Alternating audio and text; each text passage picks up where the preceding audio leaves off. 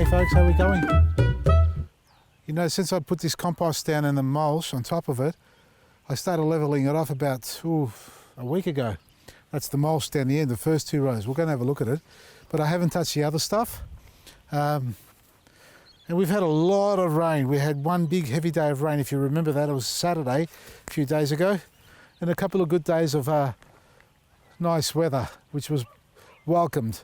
But the moisture is what I loved about this the most, because it really got into there. Because after we put the compost down, and admittedly I didn't level it off, because I did mention to you when we were going to put this mushroom down that it was a little bit rich still. Well, not high in acidity, but hot. You can see steam coming out of it as we were laying it out. So I've got part of it covered over with mulch that we dumped on, but I didn't cover where the trees are. Hey, let's go for a walk. Come and have a look at this. Hey Jack, how much manure have you eaten, buddy? Hey, how much have you eaten? Well, have a look at this one here. Good boy. Look at that. Look what's growing through the center of this. How good is that? Now, the mushroom, it's breaking down. It's, you know, it's cold, meaning there's no steam coming out of it. So it's the flames coming out of it. Now we can cover it over with the mulch. And I'd left it purposely like that so that it can deplete if it was going to be hot. And now I want to have a look at my trees, because you know the biggest concern you have is when you start composting or fertilizing, you're just not sure how the trees are going to react. You hope they go well, you know, they take it on and they start blooming and producing fruit. Let's go and have a look at some of these that have been in flower already, how they're going. I've got a little peach here. It's got plenty of flower on it. And you know what? I was actually thinking about when did I plant these? I thought it was about 1.5 years ago or so, but I had a look at some of the photos we had. Settle down, you two. Hey, yeah, you, stop. I give up with these dogs. I was thinking about when we planted these trees. I thought it was about 2 years ago, 1.5 years ago.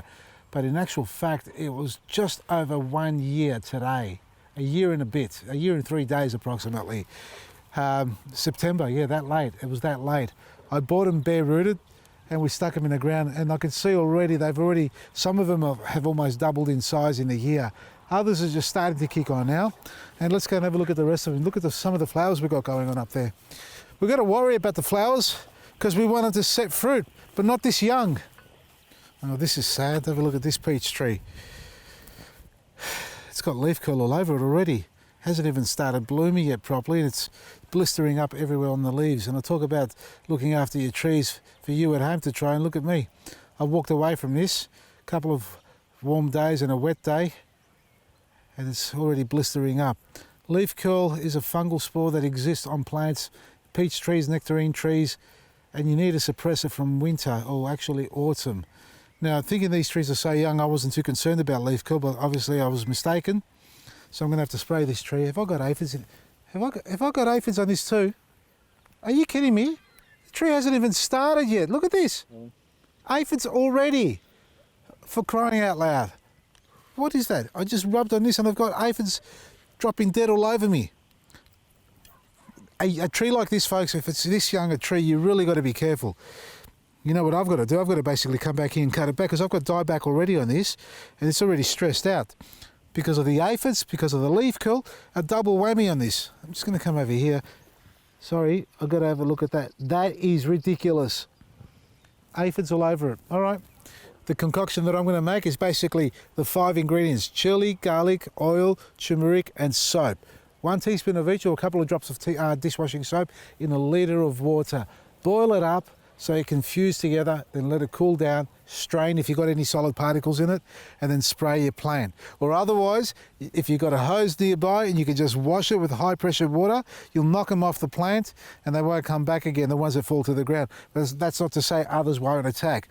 So for leaf curl, it's our disease control pack. It's on our website. It's basically copper oxychloride and hydrated lime mixed together to make a solution, and you apply it. But if you're like me, it's a little bit too late for me to spray this now, and that's why you've got to start in autumn. As soon as the leaves start to fall off the tree, start applying it every month and continue doing that all the way till springtime. And as soon as it comes into flower, stop spraying anything so the flowers can flower properly and set fruit and pollinate, and then you start again for the leaf curl especially. And obviously here, in this case here, we've got aphid as well.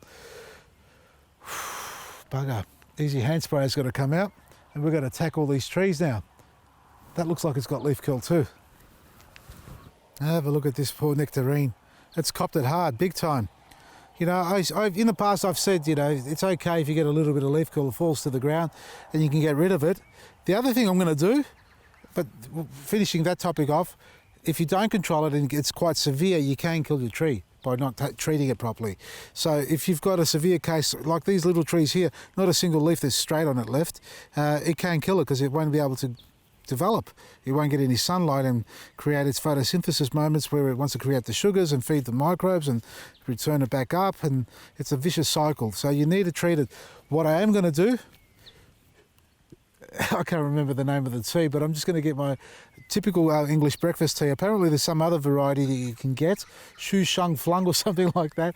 Please excuse me, I haven't got the name correctly, but I did say it on the weekend program on 3AW with Darren. He mentioned it. I've got to find out from him. Tea bags around the base. Sprinkle tea bags. You don't have to drink the tea. You can just get tea bags, take anything that's not compostable and put 10 or 20 tea bags around the base. That's what I've got to do now. Spraying for fungicide spray with a fungicide spray, tea bags around the base, and make my homebrew oil and look after my trees. Because if you don't, you're not going to get any fruit. And that's what's going to happen here. Luckily, they're small enough and I can get on top of it before it gets too far out of control. And so that's all. I'm sad now. From me, Vasily. It's not a Madesi this time, but do go to our website and check out all the products. Some of the stuff that I use in this garden to enhance the ability to grow. From me, Vasily Madesi. EcoBoost Liquid Gold Black Grit. I'm going to put it all on here. I'm going to mulch it up properly. Tea bags and spray it with my own homemade insecticide spray. Bit of turmeric, cumin. I'm going to put some chili in there. I'll put some garlic in there. I'm going to make a souvlaki out of it.